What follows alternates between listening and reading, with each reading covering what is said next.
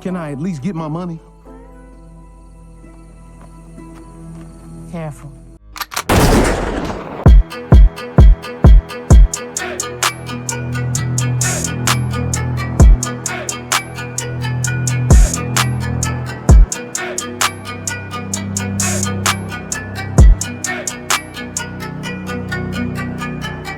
GS Offseason Podcast, Rebel Scum of the Pod Squad, Ambassador Quan, and JC. I hate that I have to say this again for a whole additional season, but defending champ and the commissioner. Don't say what's up, fellas? back to back. I like to hear back to back this season. You said it, brother. You got it. You got it. Back to back. The slurps like to go back to back. Here we go. Ass to ass. Before we got this thing started, Commish, you mentioned that you were saving a little story for when we were recording. And oh man, not a story, man. I just wanted to let the listeners out there know I've been excited for this episode, and I was hoping to bring the normal juice that I try to bring to the episode, but we celebrated my wife's birthday again today, and I'm fresh off a meal at Houston's, which has given me the itis, and then she asked for some birthday penis, surprisingly. So I'm just like I fell asleep, man, after the meal and the Beeshans. I had to throw some water on my face to get up to record this episode. So I'm gonna try my best. Hopefully I can get some energy for you guys. Such a problem to First have. of all, happy birthday, Alexis. Happy birthday, Lex. Happy Cheers birthday. And really, send her my love. As much as it's a Here we go. As much as it's a celebration of Alexis, I feel like we should be celebrating you too, Froggy. This is incredible. Being asked for penis. This is monumental. This is like the dating days again, right?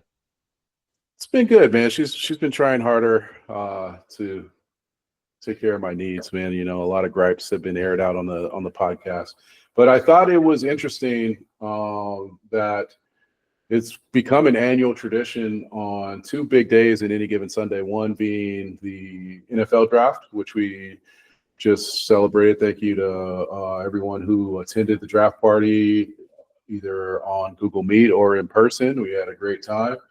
But it's every year we're here, watching the draft and everything that comes with that. But it also always lands on Alexis's birthday.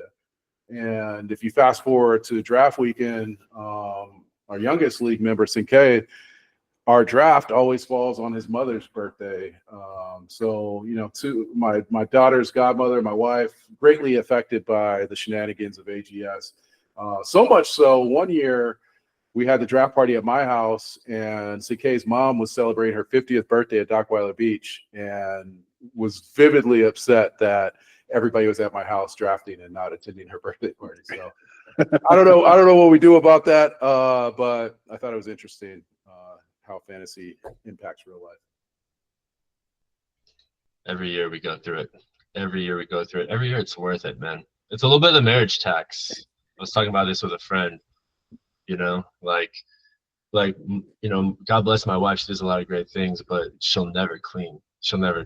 And, she cooks, but she'll never clean. And the cleaning part is the marriage tax. That's what I pay for my marriage tax. I don't know. You guys must pay something. Would you rather clean your pipe or clean the dishes?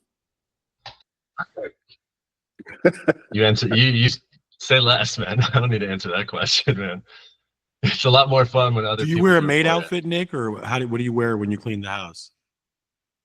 I just wear a shirt that says "Fuck Brandon Citron."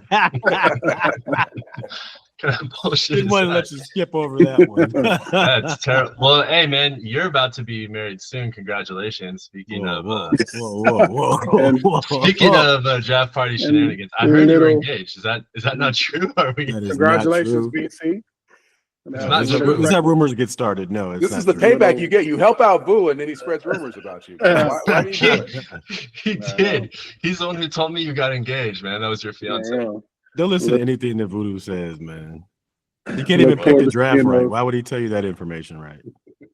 Hey, that's a fact, man. Well, I apologize. Never mind the marriage tax. It's all good. You're exempt from the tax. Yes, I am exempt. Well, I would say But in addition to marriage tax, there's things, if this is something you or other AGS members or listeners are pondering when you're getting into a marriage, there's things you want to lock in, traditions you want that you want to be honored during the marriage. And I think that plays into, Alexis allowing us to watch the NFL draft on her birthday week. A lot of women might not be interested in her husband and all his friends bullshitting around watching football on her birthday, or CK's mom.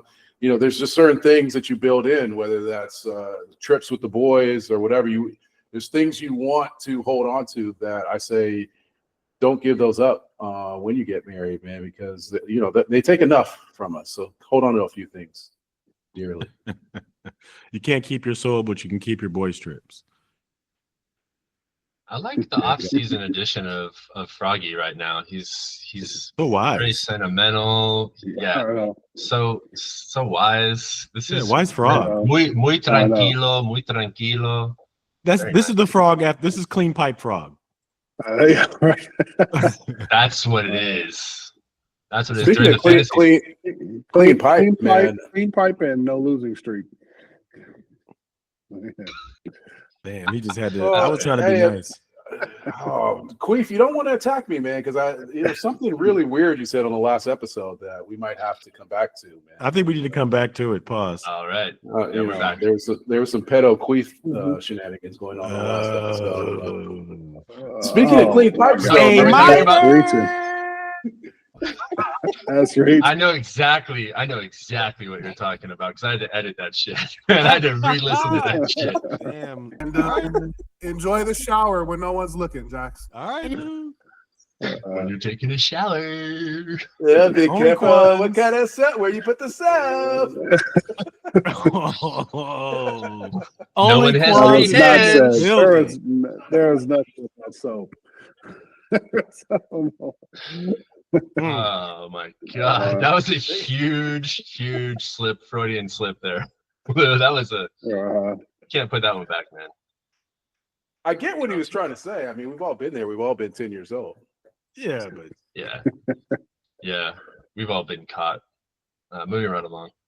And JC, you said there were some draft day shenanigans, and because nobody actually gave a shit about who their favorite NFL team was, and I figured half the guys on here don't really have a team; they have some teams. So I kind of dropped the ball. I prepared for a real NFL draft. Come on, man, that was good. That was a good joke. Lou's still trying to figure it out. I was watching you guys high five each other, thinking you were getting Shadeur Sanders with that 27 pick. So that you guys were going nuts. That was bonkers. We were like, I was so excited. Cleveland, 144th pick. Jesus. Yeah, 2 days later. No, but NJC, you said there were some shenanigans that occurred there at the draft day. So could you expound on that? I mean, aside from just Vu being Vu and spreading additional false information, I mean, there was no shenanigans beyond the regular scope of fuckery that we engage in with jokes. But I will say, again, happy birthday to Mrs. Cooper. It was a wonderful event. The cheesecake was wonderful. Thank you again for coffee, Alexis. I always appreciate that. But no, man, it was pretty straightforward. The shenanigans is all this BS that they're talking about with collusion and all this fuckery. Like, come on. It does not benefit me to see Vu win anything. As much shit as he and I talk, it benefits me none. Well, if he was already, you claim dead set on drafting a specific player, why do you feel the need to kind of encourage him past the finish line? Oh no, I mean, I think that's a matter of perspective. I mean, I think we all talk shit on draft day, but let's be honest. Whatever you guys can say, whatever you want to pin on me, everybody, including myself, went to that house with the intent to try to find something that they're going to draft or see where something's going to fall. And most of us went in there thinking about one person and probably came out thinking about another. So however you want to point the finger, it is what it is. We're going to continue to prey on Vu. We all know his history of wonderful choices has relegated him to an accidental championship title. So I don't see why that streak is going There's to change. also a little bit of a history of Jameer Gibbs, and I think that one really sticks in some people's craw. You're insinuating that I'm the person who told him about Jameer Gibbs? It's on record. It's on record. I don't know which podcast episode, but I'm pretty sure the commission is going to dig it up this week and let us know which one it is. All right. Well, I'll wait to hear it.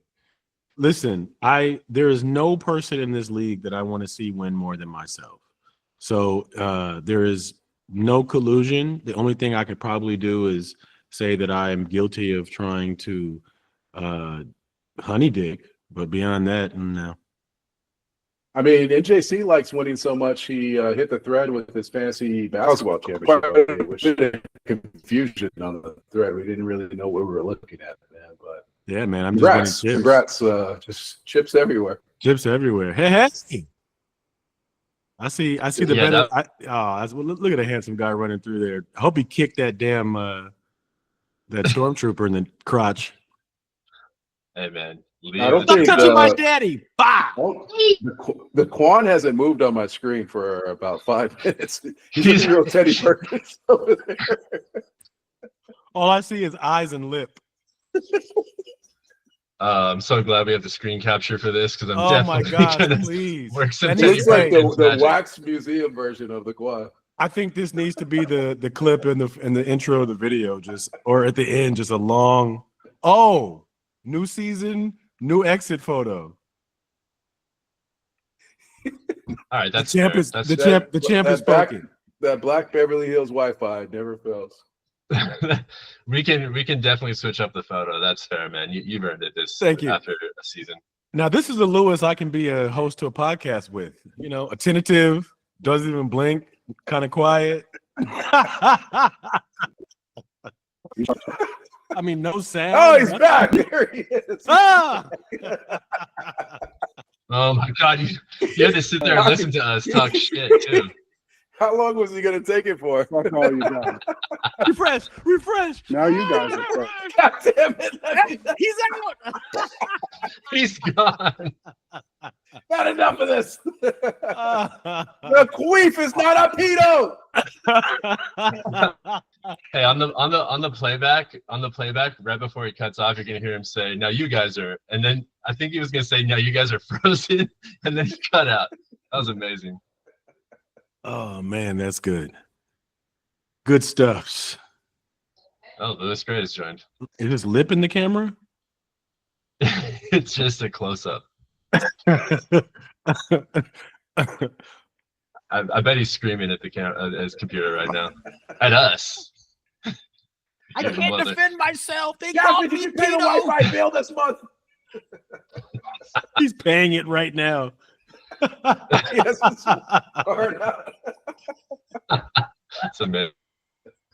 Honey, what's the security code in the back of the card? Quick! Oh, we can't hear you. You're muted, Quad. But we can see your face. He's his back. movement. He's back. I think Dang, Quan is well, the kind of guy. I think Quan reads with his eyes and his lips. Well, while Quan's figuring out the technical difficulties, I'm gonna load this up so he's ready and prepared to answer it. There was a post and delete that Quan did on the thread, so I just want to kind of get some information. I mean, we have proof by multiple members that it was posted, and it had something to do with Boosie and the #1 pick and trading it to Quan for Amon-Ra St. Brown. So we all saw it, Quan. You cannot deny that it was posted. We're just wondering why you deleted it.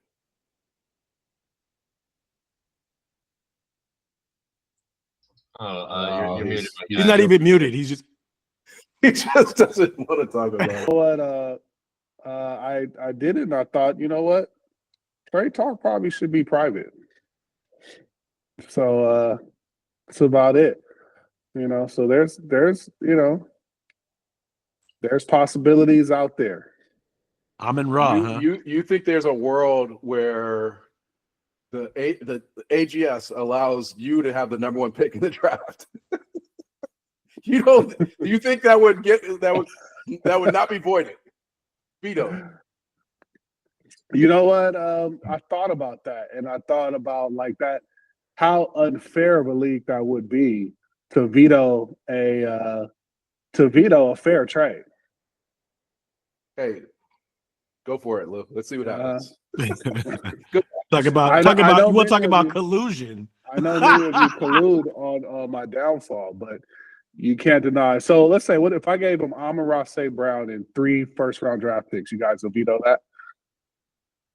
No, it sounds like No, I wouldn't veto that because you're fucked for Easily. 3-4 years. it's like a pretty good deal. Nah, No. he figures he could swindle somebody else out of a couple first. But then round. you're gonna give, but then you're giving Voodoo 3 first. Wow, that's Or Amon-Ra in 2 first rounds. You guys are Amon-Ra in a first and a second. You guys will veto that? Just because it's me and it goes on my team, and I've whooped your asses for many seasons in a row. So if you make a realistic trade, I'm sure it won't get vetoed. But a 1-for-1, will yeah, be. but Amon-Ra for the first round pick is not a fair trade, and that was not the offer. But I don't, I'm not really interested. Amon-Ra is a staple with the Quan.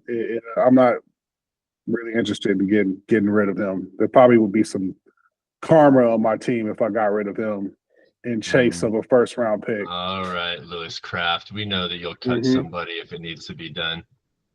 We know you will. It's all business. All business. Mhm. I would veto that but trade. but I will say it though. Amon-Ra is out there though. Amon-Ra is out there. I'm too rich with receivers really, so it's time for me to start making some moves. Well, why Amon-Ra? What is it about him that you're ready to just? I think he has the most value, and yet of the 3 receivers that I have, he has the most value, and and I wouldn't want to trade CD and Brian Thomas Jr. I don't know. I think people will bite on Amon-Ra before they will bite on CD and BT. I can get the most return on value with Amon-Ra. But speaking about CD, and I think we all agree that this was fair game. If you have a player that wasn't drastically impacted by this week's draft, that we can kind of talk about that. And I don't think Dallas brought in much, if any, competition for CD. I saw somewhere where he might break the record for the number of targets he gets this year. So that's a positive for CD and a reason you might want to keep him. And I think NJC had identified a couple running backs that kind of fell in the same situation. Unbothered. Yeah, Yeah, one of them.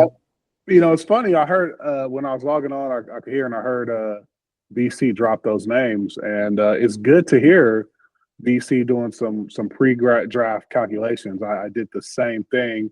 There were players that I thought would be that I for sure thought would be impacted by the draft in terms of running backs, and those top two players that I thought would be impacted were not, surprisingly. And I'm sure BC probably knows who those top 2 are. Well, I've got 4 that were unbothered, and they're all currently drafted on people's teams. So I'm sure we've all agreed we can talk about it. So I have a list of 4. Did you guys get those 4? Are you guys comfortable with them bringing those up? Yeah, we talked pre-pod. We're not going to talk about who was affected. Okay. So what I have, who was unaffected, one was on your team, Devon Achane. Mm-hmm. I've got Brian Robinson Jr. Mm-hmm. I've got Chase Brown, and I've got Kyron Williams. So I will agree that I do kind of think of Chase Brown and Devon Achane were the 2 that I was like, I know that those 2 are going to draft some running backs to affect their backfield. I mean, they're both small players. They're not really every down backs. Although they had great fantasy value last year, but I was pretty convinced that someone would be drafted, but they weren't. So good. But I think that the running back that the Rams drafted, it just reminds me of another Kyron Williams. If you look at his highlights, it's I don't know him and what's his name? Corum.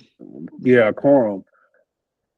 It's going to be interesting in the contract year for Kyron Williams. Contract I year would for think- me means he's going to ball. But I thought that about him last year too, and it's quite wrong. Yep. Anyhow, let's move on because our I'll give you conversation's starting to I'll get give a you little- Amon Ra for him. For whom? Kyron Williams. Let's talk I need off a- because I was actually thinking about making you that trade. I need a Rams player, man, on my team. I need a Rams player bad. Mm. So because I can't be Matt going to Stafford's these, out there. I can't be going to these games cheering for other players. Well, speaking of Rams and speaking of the games, I want to applaud you, Lou. You know, you've been in SoFi since it opened its doors, and this year you made a big jump. You might be able to see the bussy from your new seats, man. So congrats on moving up, man. You're moving up to the big times. You got some beautiful seats. Nice, Thank you. man. Appreciate it. Yeah, look forward to hosting you guys in these new seats, man. We got a better view and a little bit closer, a better area. So I'm excited. We're not going to get quite the same cardio workout that we got climbing. I was about to say, No. I always appreciated doing leg day when I went to go watch the Rams, but I also never complained about it either because it's a nice invitation. So Unfortunately, it will not be as often as the last one. I mean, the last seats were an open invitation. They're a little bit more expensive, so it's going to be a little less. And these invitations might come with a discounted price on tickets rather than the free $99. But And you guys are welcome. we always appreciate the opportunity to go into what I believe is the most beautiful football stadium in the country. So if that comes with a price tag, that's not an issue, man. We just appreciate you sharing the wealth with us. Yeah, man. And trust me, having you guys there is one of the best parts of having. I love that I have enough seats to have my boys come. So it's about sharing the experience. Well, I would throw NJC an invite, fucker.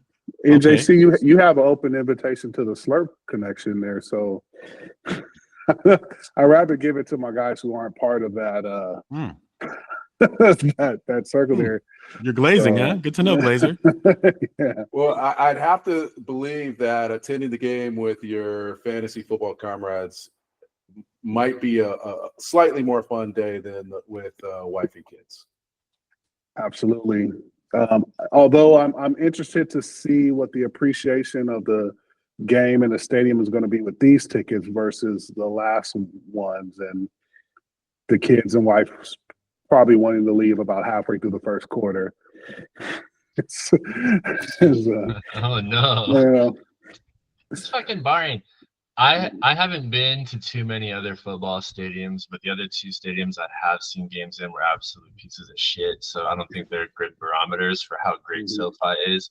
And for you guys have seen other stadiums, I know that. How much better is SoFi than those other stadiums you've been to? So SoFi's elite, man. SoFi's on another level. I haven't seen the new one in like Minnesota, the new one in Atlanta, Dallas, with my own eyes. Those are probably the ones that compete with it the most. I know my team, the 49ers, built a new stadium, and it's BC. We went. Like, I wasn't impressed at all. They built a new old-looking stadium. Exactly. There's no fancy screen. To be in like the Bay in Silicon Valley, you would think it'd be full of tech, but I feel like they rushed it. You melt in the majority of the seats there, kind of like the first baseline and right field at Dodger Stadium. SoFi is amazing. I mean, even when you like seeing it on TV, it looks out of this world, but that same feeling occurs when you walk into it, man. It's futuristic, man. It's amazing. Beautiful stadium. To piggyback, I think that I think AT&T. I agreed. I haven't seen any other new ones, but I think AT&T was the one that everybody was was kind of using as the gold standard. But with AT&T, the balls would always bounce off that big cube, and then they had that blind spot with SoFi. Every seat is a decent seat because you got that 360 screen. It was, the only stadium I think that competes with that is not a football stadium. It's the Intuit down the street, but it's just because it's just tech and it's similarly built. You know what I mean? But agreed. And there's something about Intuit. I mean, the basketball team might advance further than your beloved Los Angeles Lakers. I was gonna wear Lakers. I was gonna wear Lakers gear today, but I didn't want to hear the jokes, dude. 3-1. Lakers in 7, man. Lakers in 7. There's a 5% chance. I think we should be realistic here as a Lakers fan, a diehard Lakers fan. I feel like the team is cooked. I think so too, man. 3-1's hard, bro. And even if you get past them, that's what 3 games you got to win in a row, and then you got to go to the next. No, and it's against Anthony Edwards, and your best player, arguably, who just put up 43, who just put up 43 points on you in your fucking face, bro. What are your thoughts about JJ Redick playing the starters in the entire second half? I mean, it lets you know how little confidence he has in the bench players. I mean, obviously, he doesn't believe any of those dudes can be in the rotation in important, meaningful minutes. But it didn't work out. It didn't work out the last 2 games. Clearly, those guys are gassed. They get gassed. All those mistakes they made. Yeah, all those mistakes they made, the sloppy passes, just tripping, like those are tired legs, missing shots. LeBron's not even trying to score in the fourth quarter, probably because he's trying to save his energy for defense because they don't really have anybody else. So you gotta figure out if you're afraid to play the bench, then you gotta play the bench in threatening moments, you know what I mean, and just let people get as much rest as you can and just keep them fresh for clutch times, and just try to hope to keep the score close, but. I mean, Redick doesn't have deep, playoff, championship experience. So, it's kind of showing itself. All right. I saw a podcast where his wife also said that he didn't have deep experience. Speaking of NBA playoffs, we've seen a lot of basketball played in the playoffs so far in the first round. I just want to let's get something on wax, man. I mean, Lou's a former collegiate basketball player. Nick, I've seen you run. BC, I know you hoop. I am not a hooper. Well, based on what you've seen, who is your favorite to win the championship this season? Dude, I'm going to say West or the East or total. I feel like the Thunder, man. The Thunder is just. I feel like it's going to be the Thunder and the Celtics, man. I mean, Indiana's looking good too, though. Them little dudes are shooting out the gym, but I think the East Coast representative is going to be the Celtics again. You don't think Cleveland will take out the Celtics? They are one of the teams that play good defense, but the NBA now, man, it's just literally a 3-point competition. It is. Whoever's shooting threes is the best. And I feel like the Celtics have those consistent outside shooters that's the reason why they're relevant. That's kind of what's going on with the Lakers. I mean, the Lakers, Minnesota, all their 3-and-D players are just hitting from those corner threes, and it's just, and honestly, it's just so boring to watch. I'm really not into it. Like once the Lakers are out, I don't know how much of these. But I feel like all the participation. I mean, maybe it's biased, but I feel like all participation drops when the Lakers get out. It's interesting that you say that, Quan, because we did check out Intuit Dome, and there were 2 playoff teams playing. It was Clippers against Rockets, and I mean, I don't know, maybe we didn't know they'd eventually be playoff teams, but it was hard basketball to watch. I don't remember being thoroughly entertained. It was sad. Go ahead. You gotta give. I mean, you don't gotta give anybody shit, but I think Boston has the edge as the defending champs. I could see Cleveland coming out of there because they play pretty hard, intense basketball. Pause. But I think OKC absolutely has enough to win it this year. Man, that team is so intense. I didn't watch them a ton. I watched them play the Lakers a couple of times. I saw them in some other televised games, and they're just 48 minutes intensity. They're switching. They're hitting a lot of shots too. I could see them beating the Celtics, but they have no experience, and what does that count for anything? Sometimes it counts, sometimes it doesn't. But I think It's dope. OKC is going to come out of the West. It's dope to see what. Go ahead, Nick. Sorry. I was just going to say, although the Clippers are really hot right now, and they have a lot of different ways that they can beat you, the Lakers, as we're seeing now, really don't have many different options and ways they can beat you. Their bench players, their stars are playing just fine. Their bench players, they need those other guys, or else they can't do it. They're not big enough. They can't go inside out. They can't switch it up too many different ways. But the Clippers can, and I see them as the next biggest threat in the West. I think it's dope to see what's been cultivated in OKC, coming off of like that KD, Harden, Russell Westbrook years of the franchise, and for them to build this new team. There's a ton of camaraderie. You see them in the commercials. My son's like a big OKC fan because during the offseason he ran into Chet Holmgren at LMU, and Chet was nice enough to like talk to him and sign an autograph for him, man. So it's dope to see that. And you know, you mentioned the Clippers, man. They are probably, I assume, regretting that Shai Gilgeous trade. I don't know what's left on their end from that trade. It's kind of showing that with the one and done players that basically they're not developing right away. It's taken a couple of years before they turn into stars.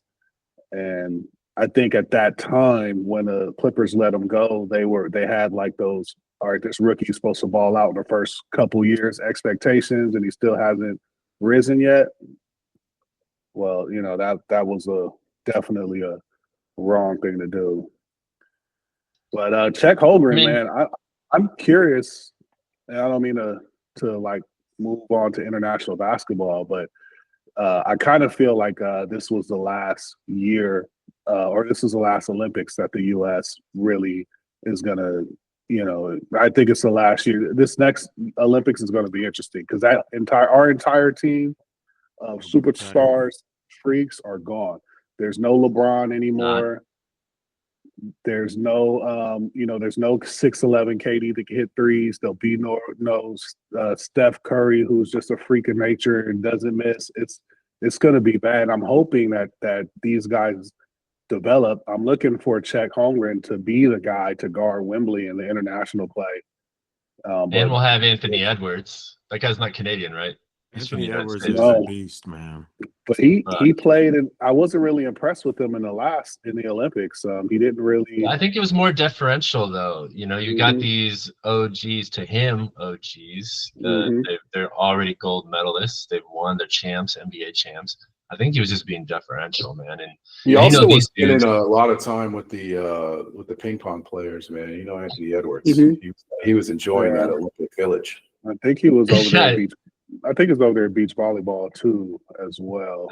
There's that too. I was gonna say something about a rhythm, but I can see where this is gonna go to, and that's not the kind of rhythm I was talking about. Well, if I could, if it's all right, just to take it back to football and the draft, and talking about how long it takes for the college players to develop. Really quickly, man. I mean, the biggest story of the draft was Shadeur Sanders' fall. If we could get any hot takes on your thoughts on Shadeur Sanders' fall and his prospects as an NFL player. Go ahead, guys. I have a theory, but I'll wait. I can keep it kind of short and sweet real quick. I think it's shocking he fell so far. And I think I don't know, I guess Cleveland's long-term plan is to just stack draft picks, but they could have had Travis Hunter and Shadeur Sanders. I mean, it's clear nobody wanted Shadeur. You can have both these dudes on your team for a franchise that needs some juice. That's kind of weird. And they felt like they were, with the trade of Hunter, right? They felt like they were building up to take a quarterback next year. And I think some Vegas odds still have them as the favorites to potentially draft Arch Manning next year. So there's a lot of question marks about what they're doing. Also, if you took a look at the room after the trade, it was super awkward, right? Like, it really was. I mean, there were teams drafting offensive linemen that were like bear hugging each other and high fiving. You got Shadeur Sanders for very cheap draft capital in the 5th round, and no one in that room looked happy about it. And there's a rumor that the owner kind of called that in, which makes sense because they had just drafted a quarterback, I believe a lesser quarterback in the 3rd round. There were jokes that it was a fantasy football draft. I mean, they drafted 2 quarterbacks and 2 running backs, I think, in their first 5 picks. Joe Alumi's fantasy football draft. Yeah, So, exactly. by Cleveland Browns owner, did you mean President Donald Trump? Because he was responsible for Shadeur Sanders. Yeah. I saw that. Mm-hmm. He takes a lot of see, credit for things. Yeah. Yeah. Well, Yeah. you see, Well, you had something to say. Dion is one of the men that kissed the ring, so he's paying his tribute to Dion. And Donald Trump, anytime that he can diss the NFL, he will. Speaking of kissing the ring, Dion NJC's running back was front and center today at the White House. Jalen Hurts skipped out, but Saquon was there hugging his buddy Donald. Yeah, man. You know, you had to make the wife happy. Going back to the whole Shadeur thing, man, it was funny. I was at work today, kind of just listening to the non-people of color talk about it. Oof. And it's the same thing. He's too cocky. He was humbled. Mm-hmm. That's what he gets and deserves. He wore his hat sideways to the interviews and da da da da da. I mean, regardless, you know, I think when it's what's that song, Jay-Z, the story of OJ? Like, it doesn't matter how much money you have, it doesn't matter what you think you are, bro. The rules still apply. It's still the same old system. And was it specifically against Shadeur and Dion, or was Shadeur the biggest representation of what college football has become? Right, with NIL, with the power that the players have, and the NFL is the greatest example of an organization that doesn't want anything messing with the power that they wield. They could care less about having a black owner. They could care less about it. And you know, obviously all owners are white, but I think it's power and money, and I think was it Shadeur, or was it this is how the NFL operates and no one's going to come here and change that? I think that I think you hit the nail on the head, man. I think that personally, I think that Black success, Black excellence, Black money, and Black power really, really is a huge threat for no reason to powers that be. I think that the mentality is to keep it the good old boys doing the good old thing, and anything that threatens it, anything that threatens the money is you know, it doesn't matter, man. From Colin Kaepernick to Shadeur, I mean, if you try to, you know, mess with the machine, it's gonna bite you, bro. And it doesn't matter, you know. I think you make a good point in terms of my theory is, and I'm not gonna like harp on like the race. It's hard to prove the race is involved, and I say that because BC, I'm sure your coworkers were far more professional than mine when they talked about the Shadeur situation today. When I went to work, it was zero sympathy, and of course I can't argue the race thing, but what I think in my theory, and I try to explain it, is one of the biggest things that the NFL didn't want is Dion and Shadeur. You know, they were very vocal, and I don't know how vocal they were behind the scenes about what teams they didn't want to go to. And Shadeur went into the interviews, from what we heard, and was not very serious and somewhat uninterested in the teams that he did not want to go to. And we all know the purpose of the NFL draft is for the teams that aren't that good to get better. It is a NFL system, and they attempted to threaten that system during this time of the NIL, you know, years where where there's a lot of control in college, and they did not want to see that same control transfer to the NFL because it will somewhat buck the system. But I'm curious what your guys' thoughts are how much of a collective effort do you believe it was behind the scenes to ensure that he wasn't drafted early, or did it really just rub all the teams the wrong way and they just all were thinking the same thing? You know, because it was collective effort. Yeah. I think it goes hand in hand. Yeah. I think it rubbed people the wrong way, and then owners got together, and it was a collective effort to make a stand and to push this draft stock down. Yeah, the way Lou described it, the way you described it, Lou, this all either way sounds like a stay in your place moment. Like, hey man, recognize who's in charge. Recognize Hey who's running. boy, thanks. I'm glad you didn't say it, Nick. But hey boy, that's what it was saying. Let's And not you forget can't. when Eli Manning was drafted, he actually majorly vocalized that he did not want to go to the Chargers, and they just simply traded him. Now, he didn't do a whole lot of that in pre-draft. Like, it was clear prior, what Shadeur was doing prior to that. But on the flip side, I'm going to throw this flip side. And the argument is that, and this is a theory that I've heard, is that none of the coaches wanted to support Shadeur going to the team, because especially the coaches that did not have like basically a standing in their seat, because they're afraid that if they do draft Shadeur and he plays well, but the team is not successful, that's going to start the media wave of bringing Deion in to take their spot. And no coaches wanted to that sort of a threat to the locker room.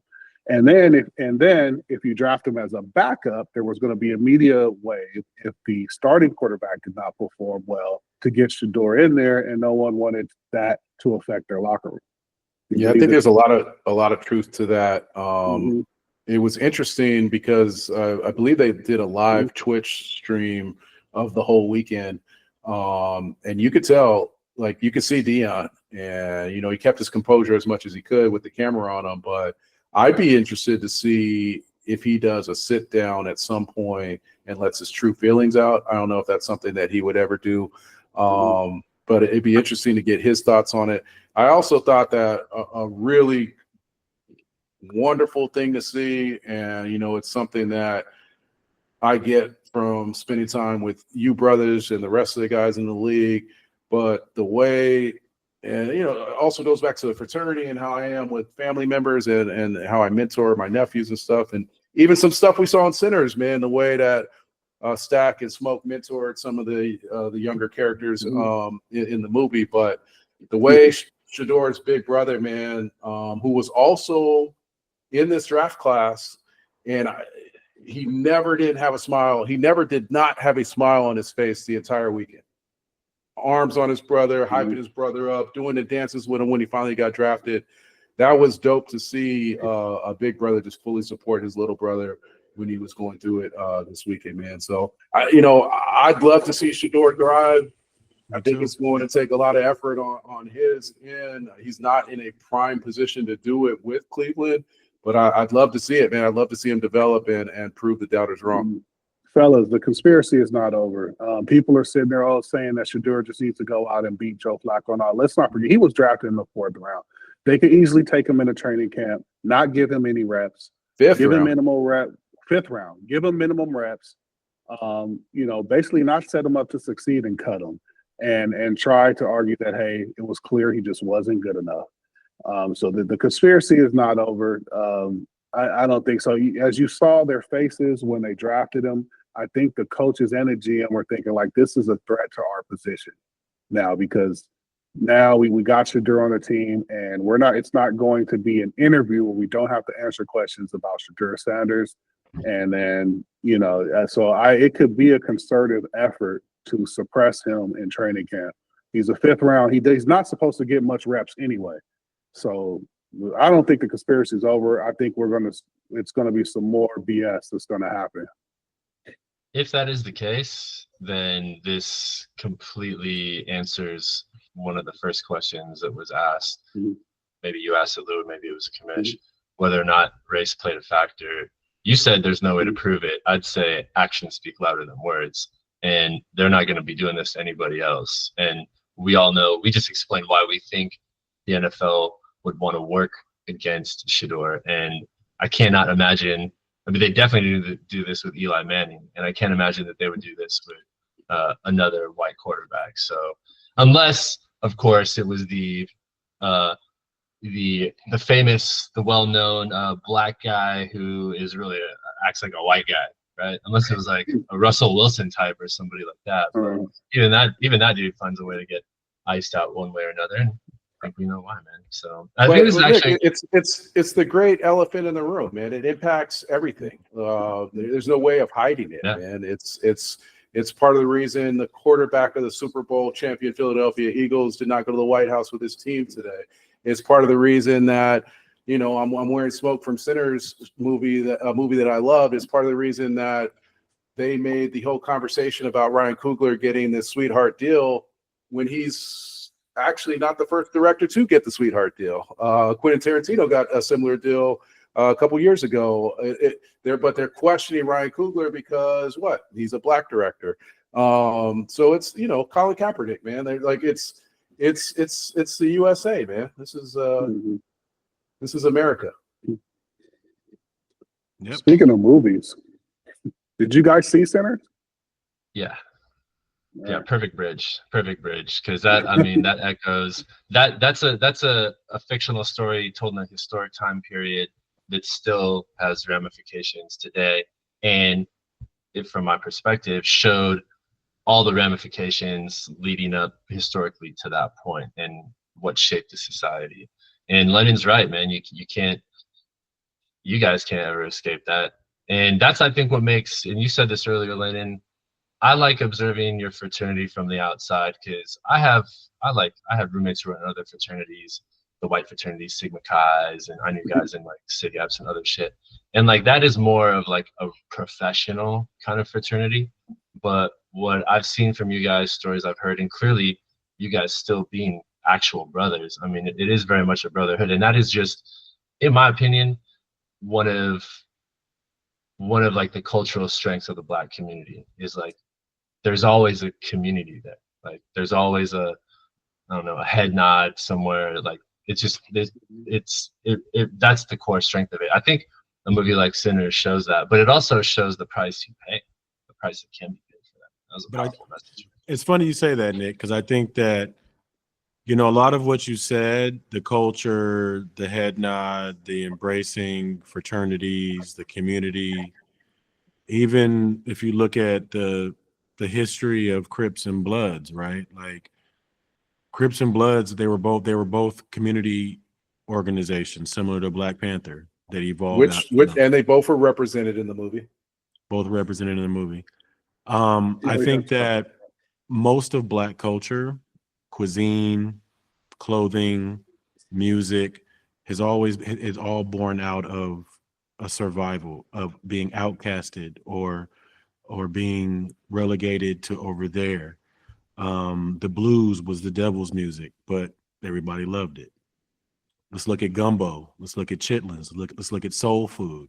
All of that was a scraps that was left to us, but now it's a delicacy that you pay $30, $40 for. So the funny thing is, and what I've always laughed at about racism is you're mad because we've done amazing with what you've given us. You understand? Everything we've built, you've taken. Rosewood, Black Wall Street, every business we've done, every fashion, every hairstyle, every genre of music, everything has been taken from us. It's one way or another. And if you look at the fact that no matter what, we're still nimble, we still find a way. I mean, you know, that's the threat. That's the threat right there, Nick, that no matter what you do, we still rise. There's still excellence. And, you know, let's be honest. You know I'm be quiet. I'm going to get off my diatribe after this one. I'll say, though, on a better note, though, I do love that how much our country has come. We've come a long way, because I think that Black culture, music and everything has become like mainstream now.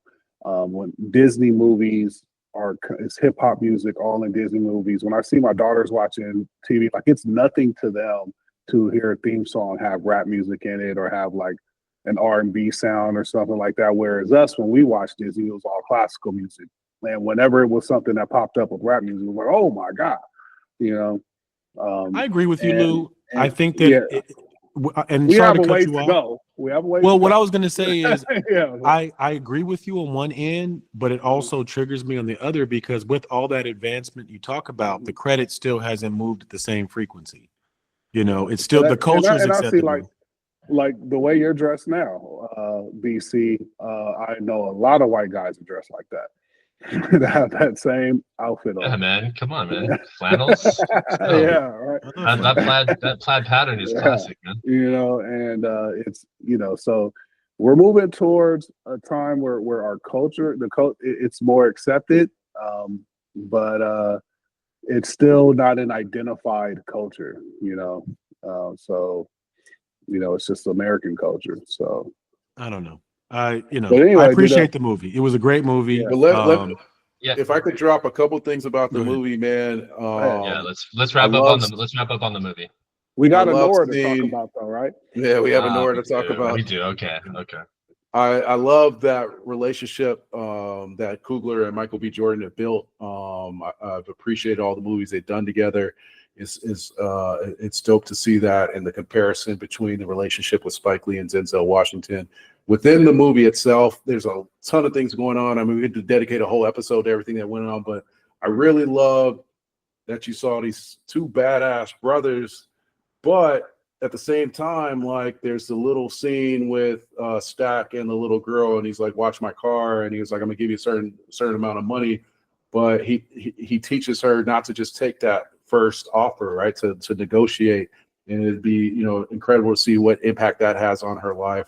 There's a mentorship with Preacher Boy and Stack while they're driving in the car, man. And he teaches them how to eat the coos and find that little button, man. It's funny because I'm watching with my wife and they're going crazy over the sex scene, but I'm like, they built up to that sex scene. He mentored Preacher Boy, told him how to get a girl off, and then later in the movie he does exactly that. Even my Irish brother Remick, man, it's about vampires, but Remick found the Preacher Boy had this power, right? That could let you see your relatives again. It sounds like he was like a 1,000-year-old vampire from Ireland. They brought in some of the classic music you'd hear in an Irish pub. And even when he's coming into the door, one thing he says is like, I can understand your plight because my country was colonized by the British, at the time that he became a vampire, man. So there's a lot of layers to it. I think that it's dope that Coogler got the IP for it, that he's going to get ownership, that his family's going to eat off of this film for the rest of their life and generations after. And there's so many stories that could be told out of it. I don't know if that happens right away. I know he's kind of shied away from that, but you could talk about the brothers growing up with their dad and working with Al Capone. There's Sammy after this movie. There's a ton of stories that could come out of it, man. So I'm excited to see what comes from this franchise and future collaborations between these two brothers. Well said. Yeah, that did Preacher Boy, the song he sung in the bar, was that "I Lied to You"? Is that the song? Yes. That music montage is maybe one of the great scenes of cinema. That was like nothing I've ever seen. It was like, when I saw that, I just took it all in because it was done to perfection. It could have been whack, could have been terrible. It was trying something like that could have went wrong so easy. But seeing that scene is the reason I was kind of on your head about seeing this movie. And I know your background. I know your love of your community, of your family, of Black people, your love of film.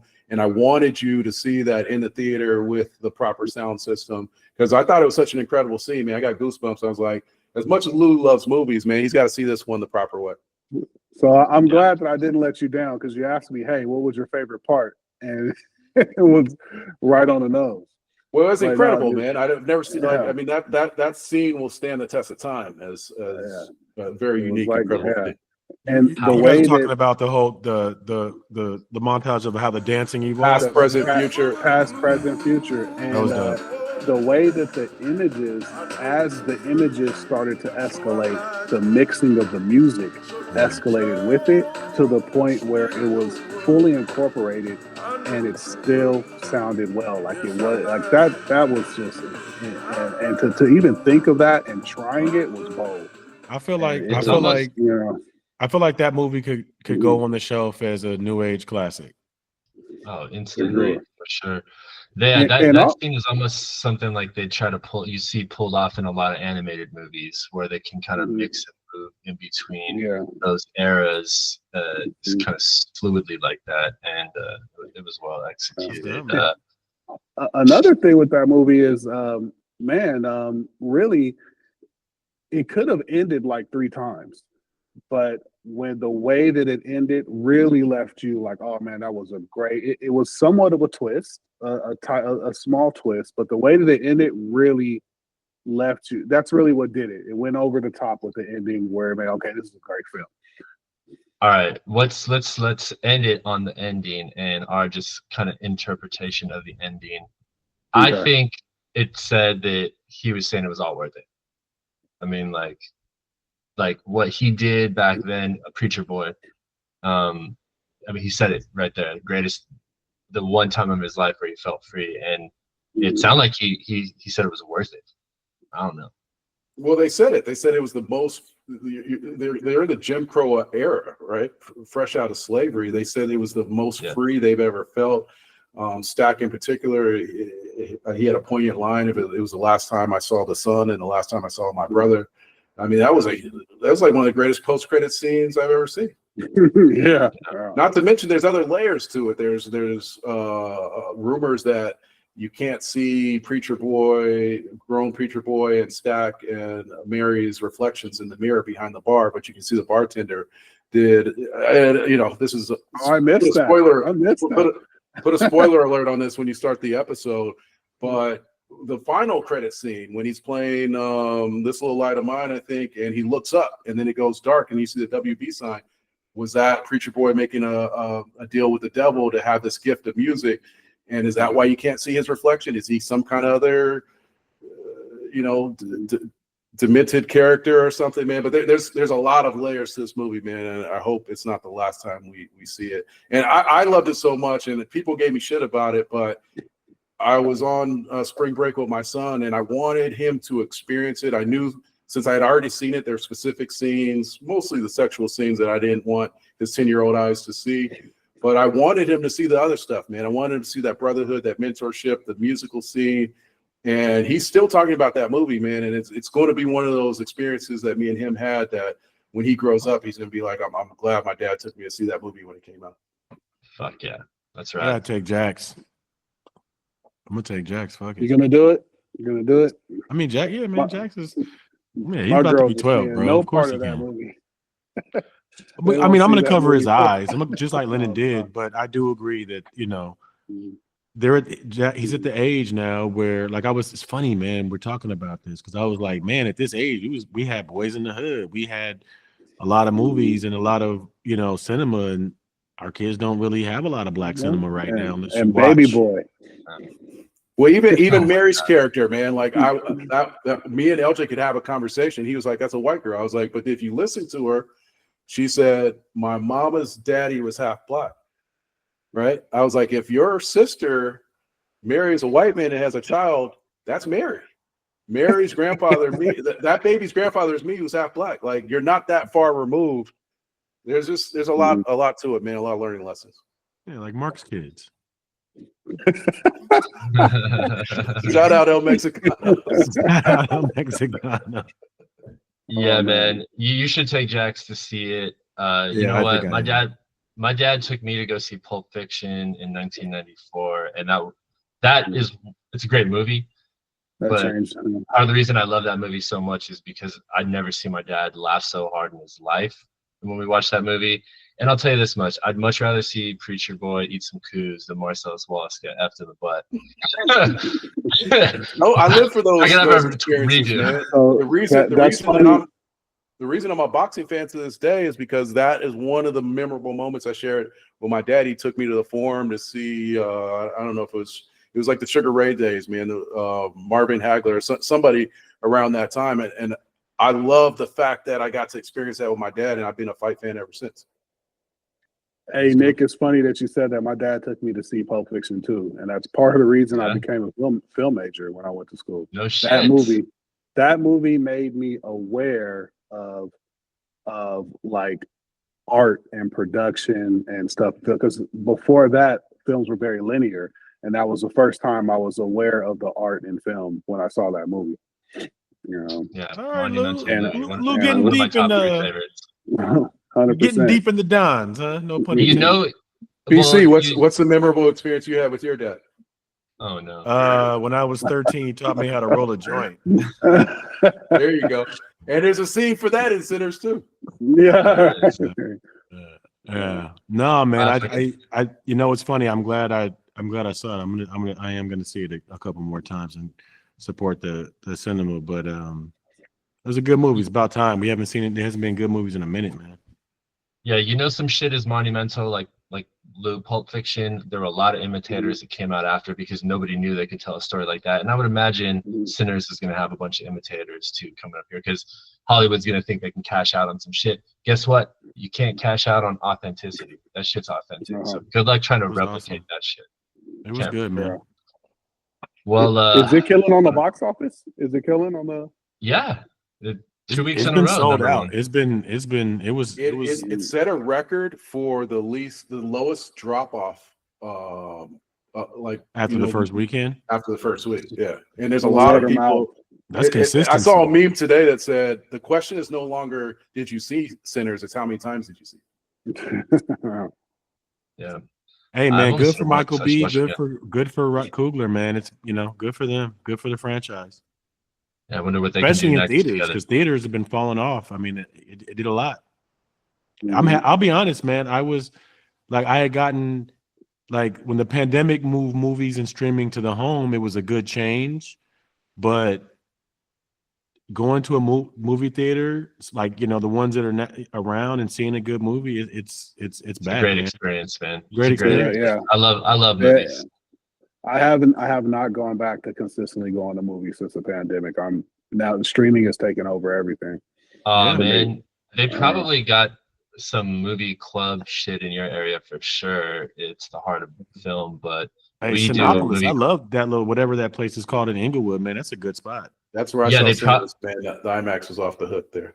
Yeah. Oh, that Ooh, IMAX, IMAX. that's right. Ooh, good. Ooh, shoot. Yeah.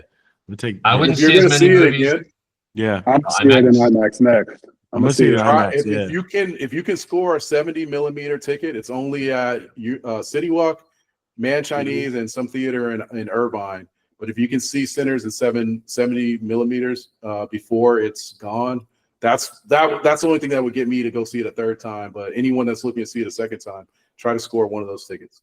All right. You know what? I'll probably go to Man Chinese. I'll go there. I know their screen and shit is dope. If you go, let me know, man. I'd love to. I mean, I'm gonna go. I mean, I'm. Do you recommend you guys that will over go before IMAX? by the time I can. No, it's 70 millimeter IMAX.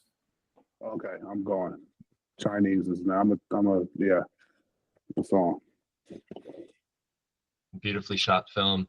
I guess we should wrap it there, fellas. Yep. Well, I Off-season had block. one thing, Scum. Oh. Speaking of streaming at home, there Oh, was Anora. a controversial. Well, Anora, I don't know, man. If we have time, Another to We dive don't into have that. enough time for that. We don't have enough time. All for right. that. Next pod. We can do pod. that. Yeah. All right.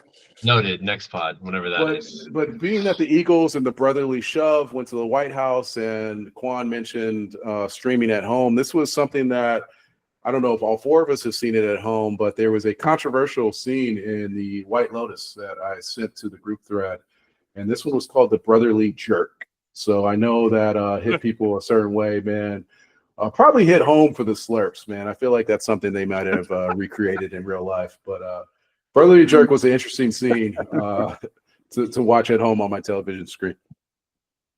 I have no idea what you guys are talking about. White Lotus is always trying to throw some shit at you, man. Yeah. They're always trying Kudos to to throw you, some shit at Lennon, because I heard a lot of people couldn't make it all the way through this season to even get to that point.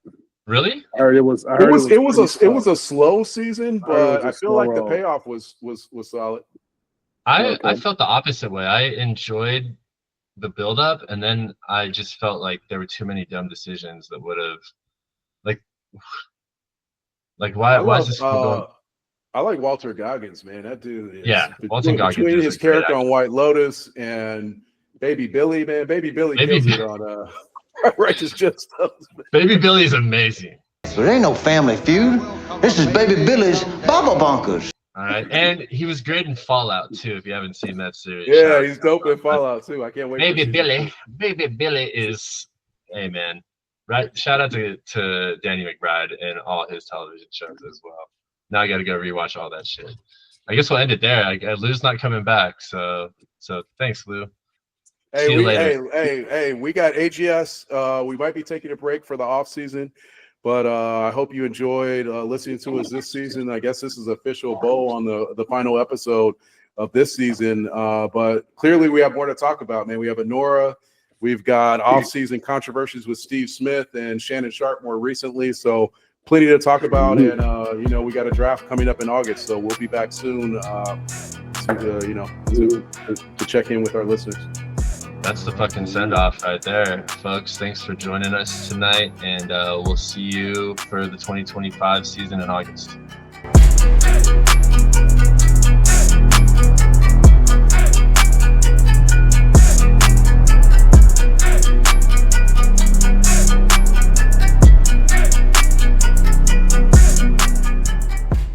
Congratulations. I choose you.